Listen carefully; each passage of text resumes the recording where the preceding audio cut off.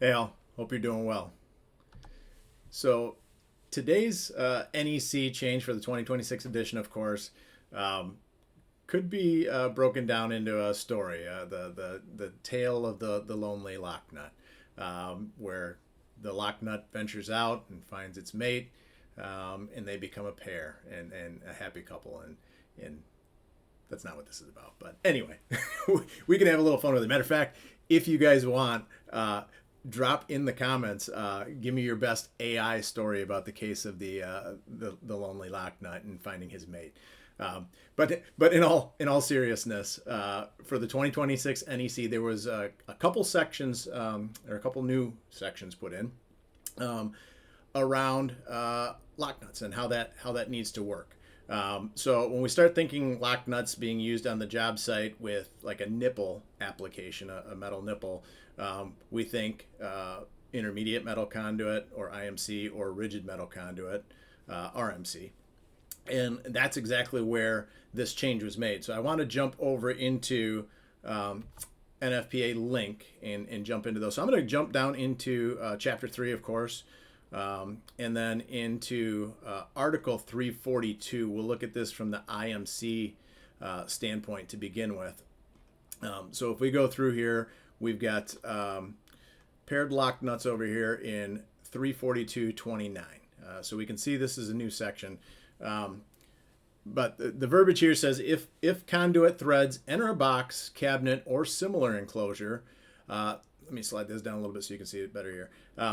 So if conduit threads enter a box, cabinet, or similar enclosure through an opening other than a threaded opening, a lock nut or fitting shall be installed on the inside and outside of the enclosure. So obviously, if it already has a hub built in where you can take this threaded conduit and thread it right into it, that hub is there and it's intended to do that, and it's going to give it that means of support that it needs. But if we are breaking out a concentric or eccentric knockout, if we're taking a punch and putting, or a unibit, step bit, and drilling that out, to make our own holes in the cabinet or box.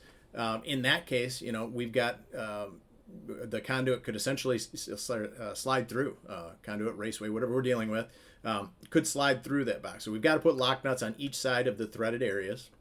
So I think of this as like when we go to the wholesale house and grab a nipple, if we want a 4-inch nipple or a 6-inch nipple or whatever that looks like, maybe between like a CT cabinet and a meter socket that's being put in outside, something where we have to have that. Matter of fact, here in Michigan, the utilities require that we have a metal nipple between those applications. That's just what they require for us. So with that, previously, with the NEC, we could have had a scenario where we've got those knockouts. Let's say we just pop out concentric knockouts on each piece of equipment.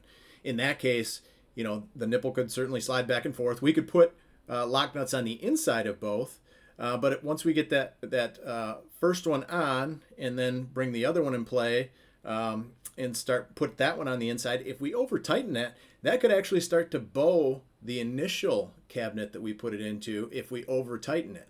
So when we start talking about why we need lock nuts on the inside and outside of the enclosure, that makes a difference, right? Because now we've got, whatever enclosure we first put lock nuts on, we've got that sandwiched there. So it's tight.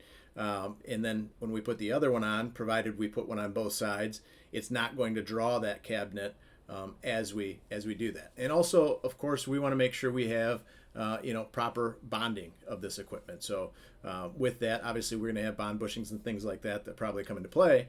But getting those lock nuts there, getting it established, making sure that there's no loose connection, no way for that nipple between there to be sliding back and forth. If the lock nut happens to loosen on one side and we only have one on each side, that could start making it where that nipple's a little sloppy, and may start to impact some of the continuity that we have going on between all the metal components. So this is one of those ones that I think a lot of people have already done this application-wise, just because it made sense, where they always put double lock nuts, one on the inside, one outside. But again, it's a spot in the NEC where it didn't specifically say that's how it had to be done. And based on that, we could have some installations that end up being not so safe in those applications. So if we jump over, this again is 340 Article 342, so it's dealing with intermediate metal conduit, or IMC.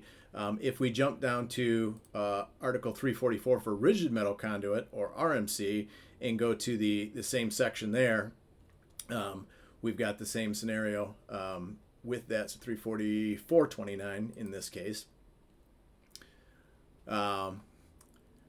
And this one here is being referenced as terminations. And we've got if conduit threads enter a box, cabinet, or similar enclosure through an opening other than a threaded opening, a locknut or fitting shall be installed on the inside and outside of the enclosure. So very similar language. I'm not sure exactly why in IMC it was paired locknuts is the title of the section, and this one is terminations. I'm sure somebody with a much higher understanding of that than me knows why. We could probably dig into that at another time and figure that out through going through the doc info page and then going back into the Terra view. But the reality is the verbiage that's in both of these sections are the same. We know that these raceways are both very similar. One's just a little bit thicker than the other, but we know in these applications they're both threaded. Either they're previously threaded from the factory, or we're going to be creating these and putting our own threads on these. But so this just kind of gives you an overview of both those sections, both these new applications, and how the paired lock nut application works in the 2026 NEC with this change. So again, no more lonely lock nuts. They're gonna be a couple now. They're gonna be a pair in each application, each enclosure that it enters. We're gonna have both those there, one on the inside, one on the outside. Tighten them up and let them and squeeze and hold each other tight. And I hope I never make another video like this again, but always gotta have some fun with it. So anyway, hope this helps. Enjoy your day, and remember, stay current and stay safe, everybody. Thank you.